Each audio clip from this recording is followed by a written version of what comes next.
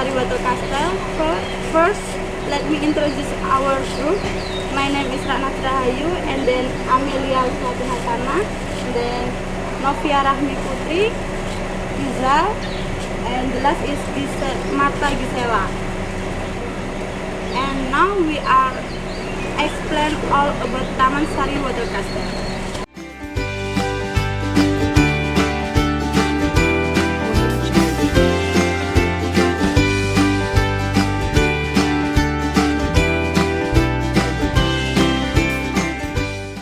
Okay, ladies and gentlemen, now I will tell you about Taman Sari Water Castle in general.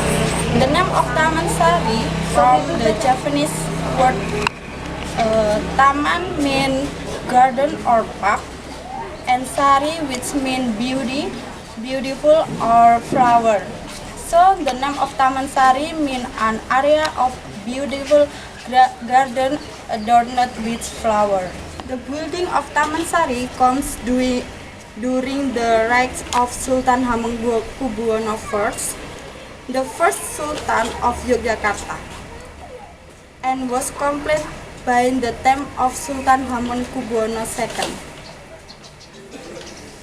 The project leader of the constructor of Taman Sari was Tumenggung Mangkudipura. He had traveled twice to Batavia to learn about European architecture, which is the reason why the architecture of Taman Sari has mix of European style. Taman Sari was built 3 years after the Gianti Agreement as a resting place for Sultan Hamengkubuwono I. The complex consists of about 59 buildings, including a mosque, meditation chamber, swimming pool, and a series of 18 water gardens in the pavilion, surrounded by artificial lakes. The complex was effectively used between 70 and 65 till 1812. The British invasion of the Yogyakarta Kraton saw considerable part of the complex destroyed in 1812.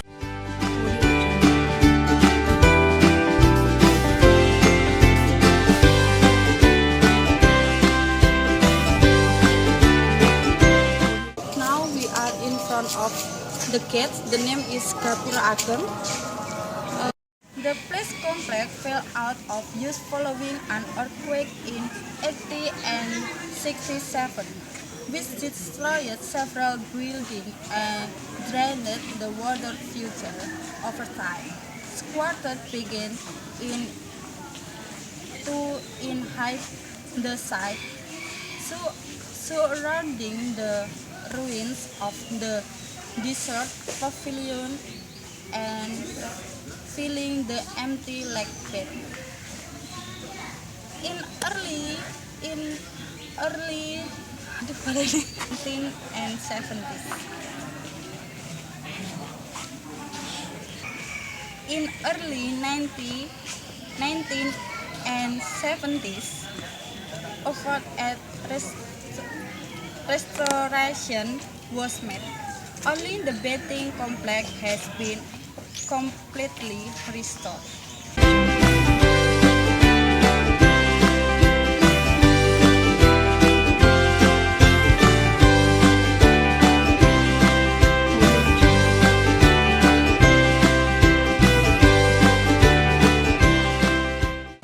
Hello, now I will explain about the architect of Taman Sari Water Castle. The name is Demang Tegis.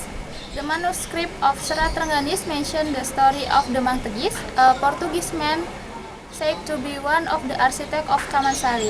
According to the manuscript, a strange man suddenly appeared in Mancingan village, a loyalty name on the south coast of Java near Parangtritis.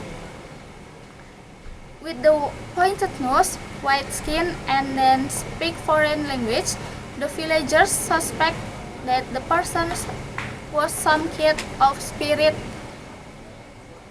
or forest fairy. They present him to current Sultan Hamengkubuwono II.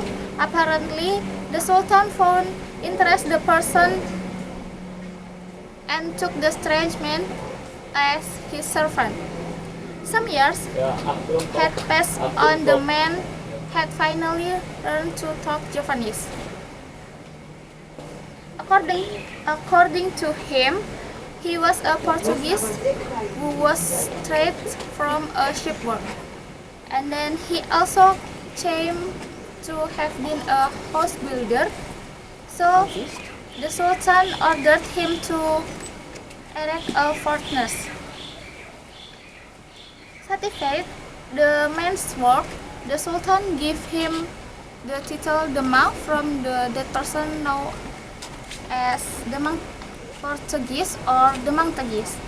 And then there is a controversy whether Demang Tagis was actually an architect of Taman Sari, as the design resembles a hybrid of Japanese and Dutch styles rather than Portuguese. P.J. Vet in Java, Book 3, page 1631 words.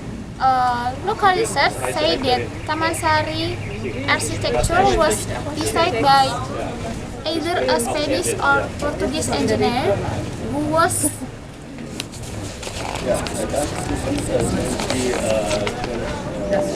yang ini tak baca yang dari terakhir habis itu ke sini. Local research says that Taman Sari architecture was designed by either a Spanish or Portuguese engineer who was trained of his sunken ship at the southern beach. And however, the architecture that strongly show Javanese character contradicts the evidence about Demang Tagis remains inclusive, yet the architecture of Taman Sari moved a number of Portuguese experts on architecture and cultural heritage to examine to Taman Sari in 2001. And then now I will explain about the buildings of Taman Sari. Taman Sari can be divided into 4 areas. The first area is the artificial lake Segaran located in the west, and then the second area is bathing complex in the south of the Segaran Lake called Umbul Binangun Bathing Complex. And then the third area, now completely gone, is the Pesarian Ledok Sari and Giri Jiwati Pool, located in the south of the bathing complex. And then the fourth area is the east side of the first and second area, which extend far to east and to the southern complex of Magangan.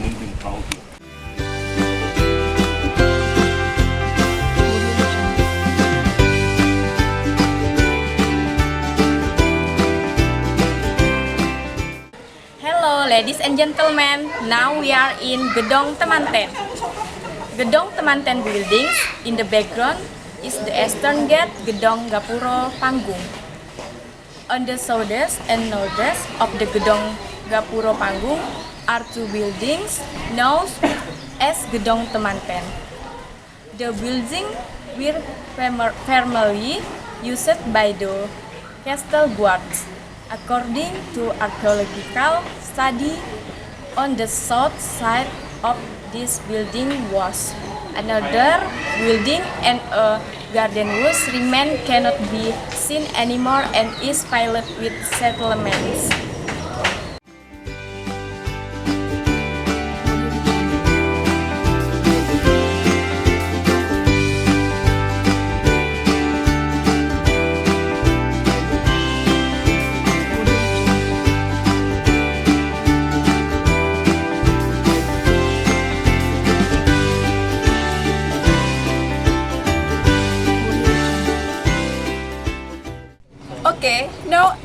front of the gate. There are two gates that led to the boat complex. The western one called Gedung Gapuro Hagang, the eastern one called Gedung Gapuro Panggung. Both the gates are decorated with ornaments of stylized bird and flower foliage. The west entrance, the Gedung Gapura Hagang, was formerly used as the main entrance to the bathing complex. The east face of the gate is still visible today, but the west face is blocked by cement. The construction of this gate was finished in 1691 Japanese year, about 70 and 65. The east entrance, the Gedung Gapura Panggung, is still function as a gate. It is now the main entrance for tourists. The east entrance is building with four structures, two on the west in the only two Nagas left. The building was finished in 60 and 80 for Japanese calendar, about 16 and 15 AD. The octagonal courtyard. Each of the gates led to an octagonal suspect courtyard. The western gate led to western octagonal suspect enclosed courtyard. In the past, a building stood in the center of this courtyard, which was called the Lopak-Lopak building, Japanese Gedong Lopak-Lopak. The east gate leads to an octagonal suspect enclosed courtyard as well. It has a similar layout with the Gedong Lopak-Lopak courtyard, but with it there are four pavilions known as Gedong Sekawan. These pavilions were used as the resting place for the royal family.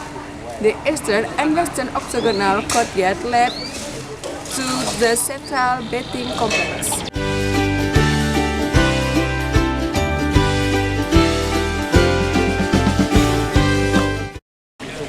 Now I will explain about the bathing complex. The second area is located on the south of the former artificial lake of Segaran. Even though this area was not the focal point of Taman Sari, it is the best preserved area in the complex and it's currently the most popular tourist attraction. The area is accessed via two gates on the east and the west side. Each of these gates leads on the center of the complex. First, through an inner octagonal shape courtyard on the east and the west, and then each of these courtyards leads to a central bathing complex in the center.